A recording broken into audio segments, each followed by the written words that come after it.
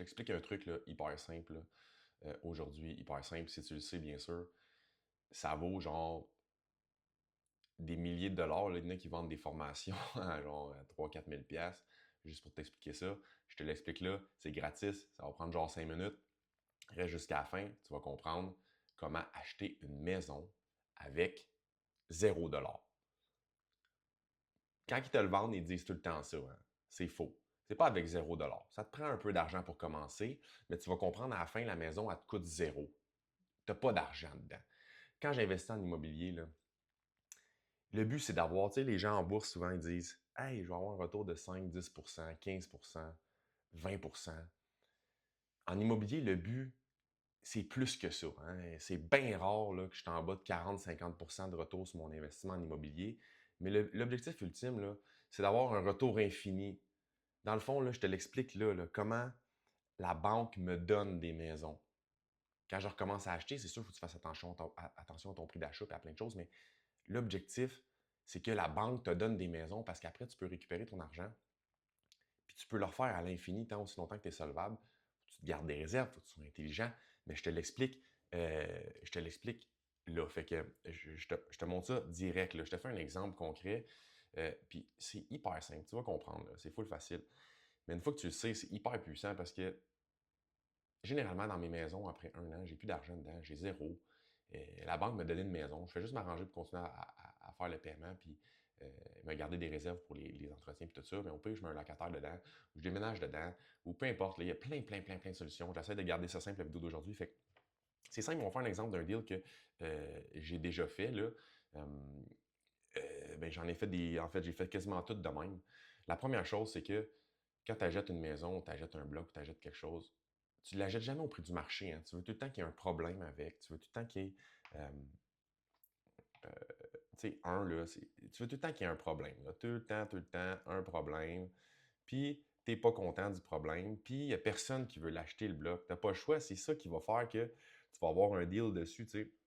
Deux, euh, tu veux pas que le problème soit trop grave. Fait que tu veux que le problème soit, tu sois capable de le résoudre avec pas beaucoup d'argent. C'est ça qui est important, mais ça prend du temps. Fait qu'exemple, là, tu vas avoir des bâtisses qui sont vraiment délabrées, tu as besoin de la peinture, tu as besoin de réparer des trous dans les murs, tu as besoin de refaire du revêtement. Bien ça, c'est des choses que tu veux retrouver dans un achat. Fait que, exemple, tu commences, tu trouves un deal de même, OK, qui a une plus-value qu'on appelle. Fait qu'il faut que tu aies une plus-value. Il ne faut pas juste t'achètes une maison pour acheter une maison au prix du marché. Ça marchera. Ben, ça va marcher, sauf que ça va te prendre vraiment beaucoup de temps. Ça te prend une plus-value. Fait que je te donne un exemple d'un deal que j'ai fait. Là.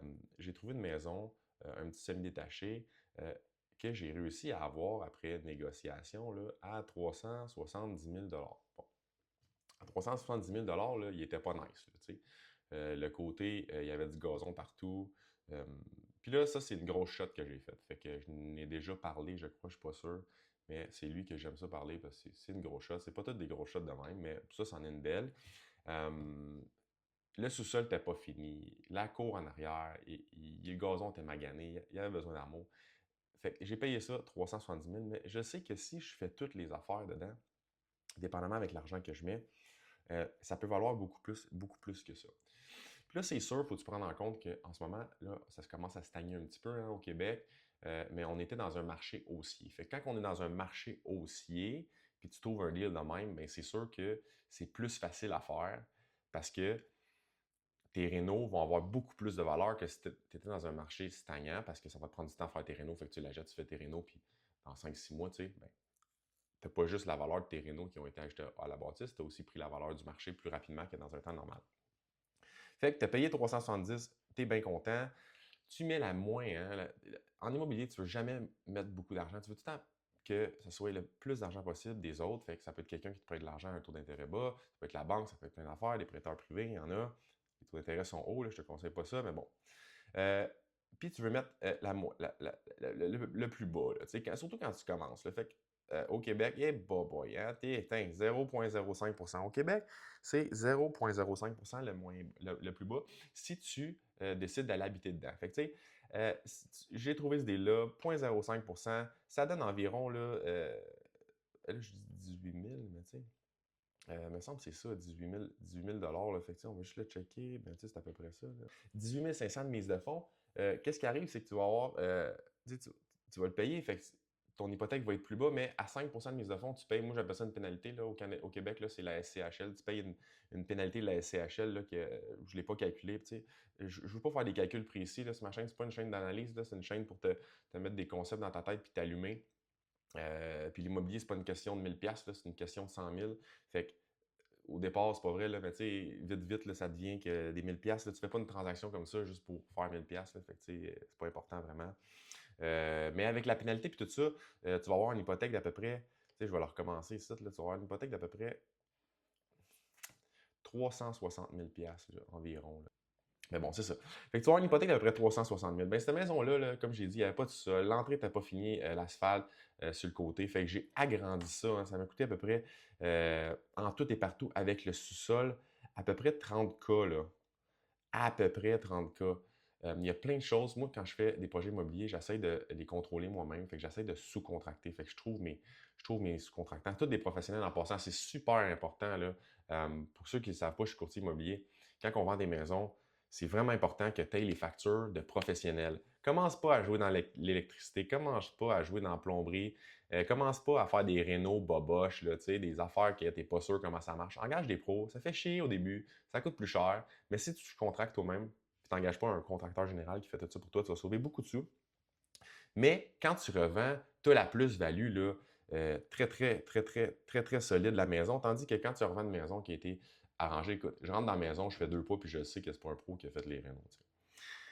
Fait que j'ai mis 30 000 dans cette maison-là. Je suis rendu à peu près à 390. T'sais. Là, je vis dedans un an. Après un an et demi, bon, on a une valeur d'environ 500, on va dire 500, on va mettre ça pas trop, là. On a une valeur d'à peu près 535. Là, à 535 000, tu fais quoi? Hey, je vais vendre ma maison. Je vais vendre ma maison, je vais mettre l'argent dans les poches. Tu peux faire ça. C'est ta maison. Faut pas que tu le fasses trop souvent parce qu'au Québec, ben, tu ne payes pas de gain en capital. C'est ta maison principale, mais tu peux te faire pogner à long terme. Fait que, à 535, à 535, la banque va te prêter tout le temps 20%. Fait que, d'habitude, là, tu peux le refaire après un an. Puis là, il faut que tu aies les revenus. Puis il faut que tu passes au crédit. Oups. Il faut que tu passes au crédit. Puis tout, là. Mais en général, la banque te passe tout le temps 80% loan LTV. Là, 80% loan to value. Fait qu'elle te passe 428. T'sais. Mais toi, dans la maison, tu as mis à peu près 20 000 là, en tout et partout avec l'achat. Tu as perdu 10 à SCHL. Fait que tu avais une hypothèque d'à peu près quoi? À ce moment-là, 360. Puis là, tu es à peu près un an après, qui n'est pas bien longtemps. Tu as à peu près une hypothèque de 360. Puis la banque te reprête un an après. Puis là, il faut que tu fasses attention aux pénalités hein, avec si tu as pris un taux d'intérêt fixe. Puis tout le tralala, là, ça c'est une autre histoire, mais si tu prends du variable, hein, tu ne payes pas grand-chose. Puis si tu prends fixe sur un an, ben, ça ne te coûte rien. T'sais. Fait que tu as une hypothèque de 360, puis il te passe 428. T'sais. Fait que tu as mis quoi? Tu as mis à peu près 20K dans l'achat, tu as mis à peu près 40 en réno. Fait que tu es à peu près à 30 en réno, excuse. Fait que tu es à peu près à 50 dedans. T'sais. Fait que la banque te repasse 428. Fait que tu retournes chez le notaire, tu as des frais un petit peu, puis tout ça, mais tout ton argent, là, ton 50 000 que tu as mis dedans, de 360 à 410, ben, le notaire te leur donne la différence, parce qu'il paye l'ancienne hypothèque, il la paye, fait qu'elle, elle n'existe plus, puis elle existe, c'est ta nouvelle hypothèque. Oui, elle est plus haute, oui, tes paiements sont plus hauts, sauf que, tu sais, c'est ça que je dis, là, tu as tout repris ton argent, puis c'est ça le secret de l'immobilier, là. La banque t'a donné la maison. Puis là, il faut que tu fasses attention, il est pas mal content le monsieur parce que quand j'ai des maisons gratuites, puis moi j'appelle ça avoir une maison gratuite, ben je suis pas mal heureux. Fait que c'est ça l'immobilier. Ça, c'est un retour infini. Tu sais, on dit 5, 10, 15. Là c'est une maison où je peux déménager. Probablement que je vais faire ça dans la maison. C'est des là que j'ai fait. En fait, c'est elle que j'habite en ce moment. Probablement qu'éventuellement, je vais déménager. Je ne vais pas la vendre, je vais la garder. Peut-être que je vais la vendre, mais ça me surprendrait. Je vais la garder, je vais mettre un locataire dedans qui va payer tous mes frais plus un petit peu de cash flow positif, pendant le marché locatif est rendu où. Puis, je vais avoir zéro dedans. J'ai tout mon argent dans mes poches qui est en bourse en ce moment, ou tu peux la prendre et faire d'autres deals de même. Fait on voit souvent les gars qui se ramassent avec 100, 150 portes. T'sais, on dit, hey, ils ont pris où l'argent? Ils ont hérité, quelqu'un leur a passé l'argent, leurs parents, tatati, patata, tu sais, plein d'excuses. Mais non, c'est juste ça. C'est juste ça parce que la banque va continuer à te passer. Puis là, après ça, tu rentres, un moment donné, tu as un nombre de portes maximal là, que les banques vont. Tu sais, c'est dur là, au début, commencer, mais un moment donné, quand tu rentres dans le commercial, ben, c'est la valeur économique du bâtiment qui compte beaucoup. Oui, tes affaires, tes trucs personnels, euh, ils sont exposés, sauf que jusqu'à un certain niveau, ça dépend, mais dans une compagnie, une corporation ou perso, mais c'est ils prennent la valeur du bâtiment. Est-ce que le bâtiment dégage assez de revenus avec une marge, tu sais, pour l'entretien de toutes ces affaires-là, euh, pour être capable que la banque te prête de l'argent, oui ou non? Mais c'est un peu ça la réponse que la banque essaie de répondre. Puis si la réponse est oui, bien, ils vont t'en passer de l'argent, tu sais. Fait que c'est un effet boule de neige parce que tout cet argent-là a créé de l'équité, puis cette équité-là peut être refinancée. C'est ça qu'on appelle un refinancement, ce que je viens de vous montrer. Puis ce refinancement-là, il est zéro taxable. Fais attention parce que le jour où tu revends, ben, ils vont reprendre le prix payé, le prix vendu, moins le prix payé, moins les dépenses, machin, puis tout ça. Là, fait que tu vas payer du gain capital. Fait que fais attention pour pas que ta dette soit trop haute, hein, pour que tu sois capable, avec l'équité qui reste quand tu revends, de payer les impôts qui viennent avec tout ça. Ben, en général, si tu fais attention, tu es intelligent, tu peux te mettre à accumuler des portes. Il y a des gars qui ont, il y a des gars qui ont 500-600 portes là, que je connais, 200-300 portes. Tu sais, mettons, 50-100 portes, ça se fait assez bien en 15-20 ans, tu sais, même plus rapide que ça. Fait c'est ça ma vidéo aujourd'hui, comment acheter une maison gratuitement. Hein, ça prend de l'argent au départ. Puis là, il y en a qui vont me dire, hey, là, je peux pas gratter 18 000 $. Ouais, c'est sûr que si tu as de la misère avec les sous et tout ça, ben, peut-être il va falloir que tu focuses sur comment faire du revenu. Tu sais, te mettre à faire des side hustles puis des affaires sur le côté pour te ramasser ton 18-20 000 $, puis être capable d'être assez, avoir assez de revenus pour que la banque te passe le reste pour ton premier deal. Mais c'est comme ça qu'on commence. Puis si tu ne peux pas la garder, la maison, pour faire un deuxième deal parce que la banque ne veut pas te passer, parce que c'est comme ça que j'ai commencé moi aussi, ben, la maison, tu peux la vendre. Tu peux la vendre, payer les impôts, whatever que tu as dessus, puis le reste. Puis là, tu vas avoir plus d'argent dans tes poches parce que le 20 hein, l'équité, la banque te passe juste 80 mais le 20 qui reste dedans, tu n'as jamais accès tant que tu n'as pas vendu. Fait que tes premiers deals, moi, des premiers deals ben, que j'ai faits, ben, je les ai vendus pour être capable d'avoir ce 20 %-là. Puis ce 20 %-là, il était très, très important pour moi pour être capable de réinjecter dans plus de portes. Fait qu'au début, si tu n'as pas l'argent pour en acheter plusieurs, puis que la banque ne veut pas te passer pour plusieurs, ben, tu peux juste vendre une maison, en faire une autre, vendre une maison, puis payer les impôts par rapport à ça. Parle à ton comptable, là, fais attention, parce que le gain en capital, si tu le fais trop souvent, c'est considéré comme des flips. C'est un revenu de business, puis un revenu de business, c'est 100% taxable. Pas 100%, mais 100% ajouté à ton salaire, 100% du gain qui est taxable. Fait que là, dépendamment de ta braquette d'impôt, si c'est dans les corporations ou personnel, ben, tu vas payer l'impôt là-dessus. Mais voilà ma vidéo pour aujourd'hui. Abonne-toi, commente si tu as des questions. Écoute, ça a été vite. Vraiment un concept large. J'essaie de t'expliquer pour t'allumer des cloches. Je ne fais pas d'analyse. Il ne va pas me dire hey, tu t'es trompé de 500$, machin. Je m'en fous. Je t'explique des concepts. Si tu veux que je t'en fasse d'autres vidéos comme ça, sur d'autres sujets, je vais en faire 1 million si tu veux.